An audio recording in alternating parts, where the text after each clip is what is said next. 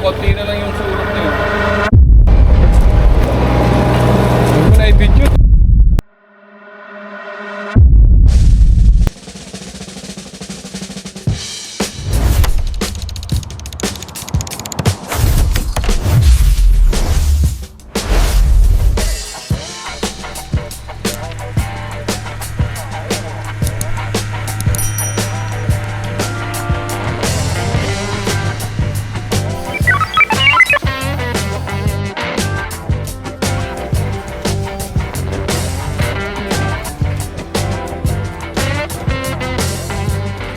So yun nga mga tol, yung area natin dito nasa 500 square meter. Nagustuhan nila yung lupa kasi nga magkakapitbahay sila, magkakamag-anak. Nung before pandemic, nasa 1,000 lang per square meter. Pero ngayon mga tol nasa 5,000 na per square meter. Ganun na kamahal yung mga lupa dito.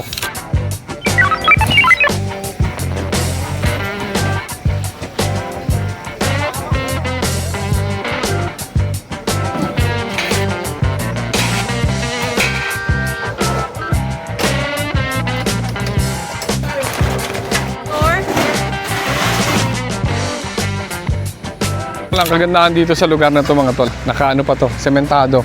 Kaya lang hindi masyadong kalakihan yung kalye nila dito, pero nakaabang na rin yung kanal.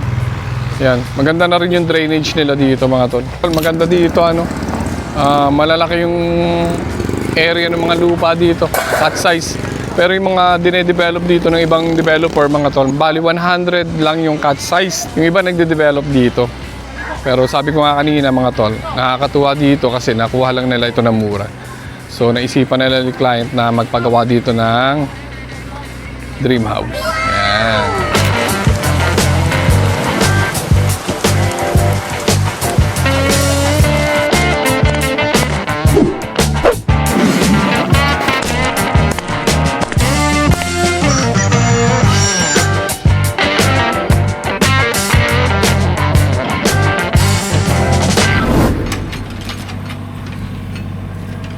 Yung konti na lang yung sulok na yun.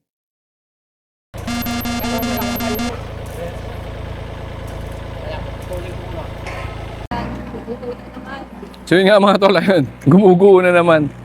So yung nerbukada nila sayang din lang. Wala. Naubos lang. So hindi effective. Pero kasi sa San Jose del Monte, nagawa natin yun. Lahat ng mga butas mga tol, nerbukadahan natin at naging effective yun. Yan, pero dito, hindi pwede yung ganung diskarte. So, isip tayo ng panibagong solusyon, kaya ito na. Balik po natin sa dating lupa. Bangkaan. Parang gagawa ka ng swimming pool. Yan. Ito na. Ito na.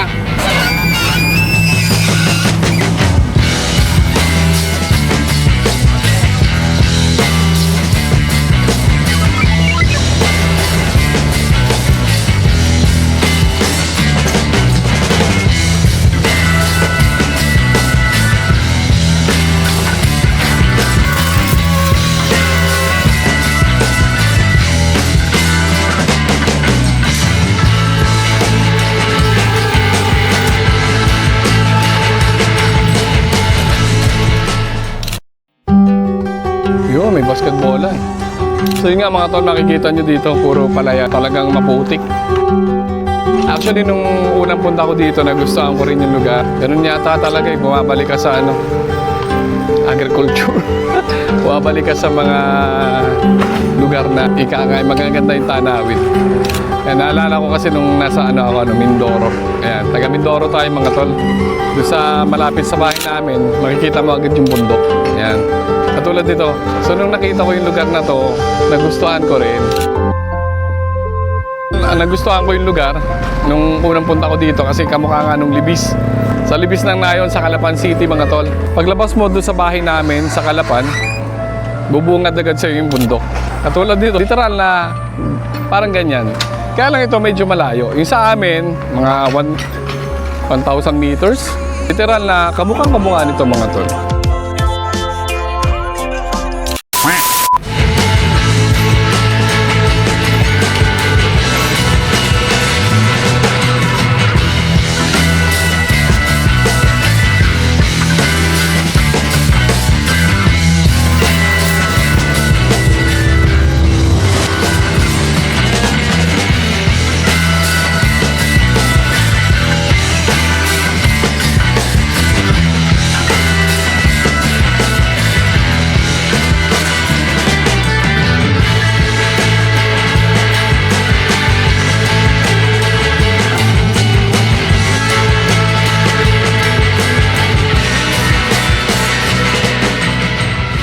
So nga mga tol, hanggang dito na lang muna po yung video natin. At wala pa naman masyadong ganap.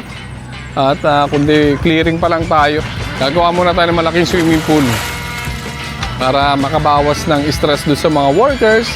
Kasi kanina nung bababa yung worker natin doon sa malaking hukay, 2 meters, natatakot sila. So ngayon, napag-desisyon na natin na i-cut muna natin yung buong area. Yan, para hindi tayo mahirapan mag-erect, mag-excavate, at mag-mobilize ng ating mga workers dito sa project site. So hanggang dito na lang muna mga tol. Hanggang sa susunod na video natin ha. Ingat!